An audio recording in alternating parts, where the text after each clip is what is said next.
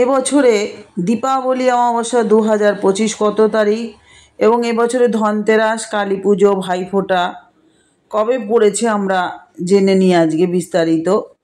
তো তার আগে বলবো, নতুন হয়ে থাকলে অবশ্যই চ্যানেলটা সাবস্ক্রিপশন করে পাশে থাকবেন, সকলের সাথে শেয়ার করবেন, লাইক ও কমেন্ট করতে ভুলবেন না, আর অল বাটনে প্রেস করে রাখবেন, তাহলে আমি এরকম ইনফরমেশন মোটিভেশনের ভিডিও দিলে আপনারা তৎক্ষণাৎ পেয়ে যাবেন। সর্বমঙ্গলা মঙ্গলে শিবে সর্বত্র সাধিকে শরণে ত্র্যম্বকে গৌরী নারায়ণী নমস্তুতে।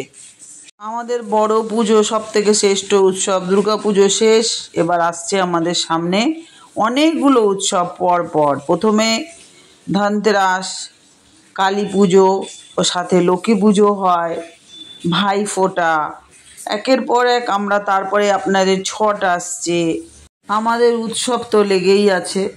তো যাই হোক, এই বছর দীপাবলি, কালী পুজো কবে এবং ধনতেরাস, ভাইফোঁটা শুভ সময় কখন, আমি সেটাই আজকে বিশদ আপনাদের সাথে আলোচনা করব। দীপাবলি বা দীপান্বিতা অমাবস্যা হচ্ছে হিন্দু ধর্মের অন্যতম বড় একটা উৎসব। দুর্গাপুজোর পরেই এটা আমাদের আর একটা বড় উৎসব। এই উৎসব শুধুমাত্র আনন্দের নয়, আলোর মাধ্যমে অন্ধকারকে জয় করার একটা প্রতীক, মানে আলোর উৎসব বলি আমরা দীপাবলিকে। দীপাবলির অমাবস্যা 2025 যেমন কালী পুজো বাংলা জুড়ে পালিত হবে, তেমনি ভারতের নানা প্রান্তে মহালক্ষ্মী পুজোরও প্রচলন আছে এই সময়। তাছাড়াও ধনতেরাস থেকে ভাইফোঁটা পর্যন্ত 5 দিন ধরে চলে এই মহা উৎসব, যার প্রতিটি দিনের নিজস্ব ধর্মীয় একটা আলাদা গুরুত্ব আছে প্রত্যেকটা দিনের। ধনতেরাস বা ভূত চতুর্দশী, যেটাকে আমরা নরক চতুর্দশী বলি, কালী পুজোর অমাবস্যা, গোবর্ধন পুজো এবং ভাইফোঁটা প্রতিদিন আলাদা তাৎপর্যে ভরপুর।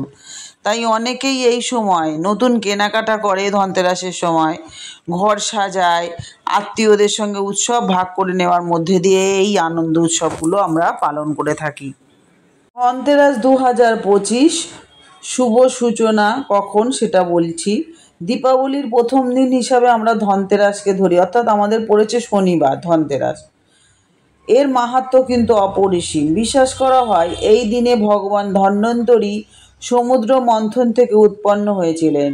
সেই থেকে এই দিনটিকে স্বাস্থ্য এবং সম্পদের প্রতীক হিসাবে পুজো করা হয়। 2025 সালে ধনতেরাস পড়েছে 18ই অক্টোবর শনিবার। শুরু হবে কখন আমি বলে দিচ্ছি। ত্রয়োদশী তিথি শুরু হবে 18ই অক্টোবর, অর্থাৎ আগের দিন দুপুর 12টা 8 মিনিট থেকে এবং শেষ হবে 19শে অক্টোবর দুপুর 1টা 51 মিনিটে।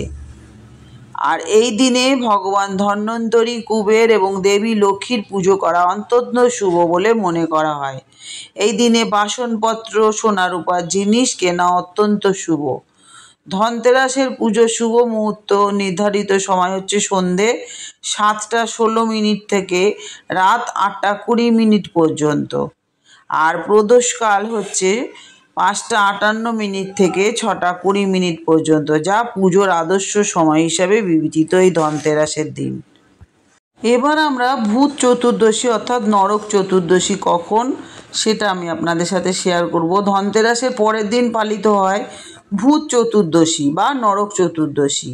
এটা নরকাসুর বধের দিন হিসাবে পরিচিত, যা শুভ শক্তির জয়ের প্রতীক। এই দিনে আমরা ঘরবাড়ি পরিষ্কার করি এবং প্রদীপ জ্বালানোর মাধ্যমে এটা পালন করি। এবার বলি চতুর্দশী তিথি শুরু হচ্ছে কবে।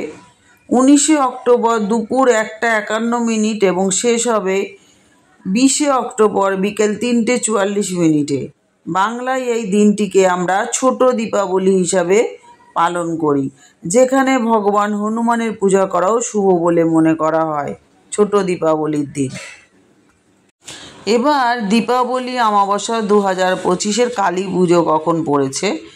আলোর উৎসবে অন্ধকারের বিনাশ। দীপাবলি অমাবস্যা, এর প্রধান দিন হলো 20শে অক্টোবর সোমবার।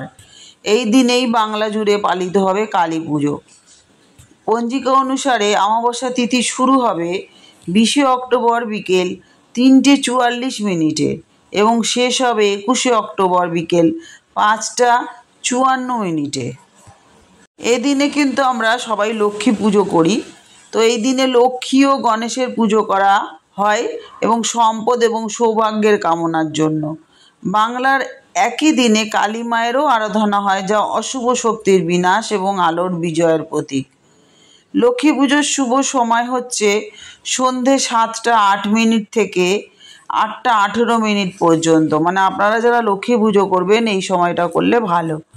প্রদোষকাল থাকবে হচ্ছে 5টা 56 থেকে 8টা 18 মিনিট পর্যন্ত, আর বিষবকাল থাকবে 7টা 8 থেকে 9টা 3 মিনিট পর্যন্ত।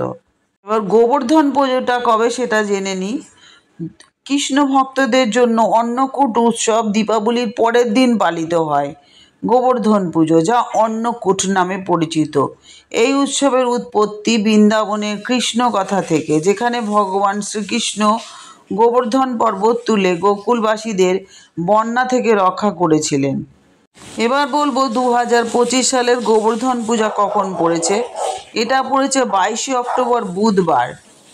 এই দিনে অন্নকূট প্রস্তুত করে ভগবানের আরাধনা করা হয় এবং সমাজে ঐক্যের বার্তা দেওয়া হয়। ভাইফোঁটা কবে পড়েছে 2025-এ। ভালোবাসা, আশীর্বাদ এবং সম্পর্কের বন্ধন হচ্ছে এই ভাইফোঁটা। দীপাবলির শেষ দিন হিসাবে ভাইফোঁটাকে আমরা পালন করি।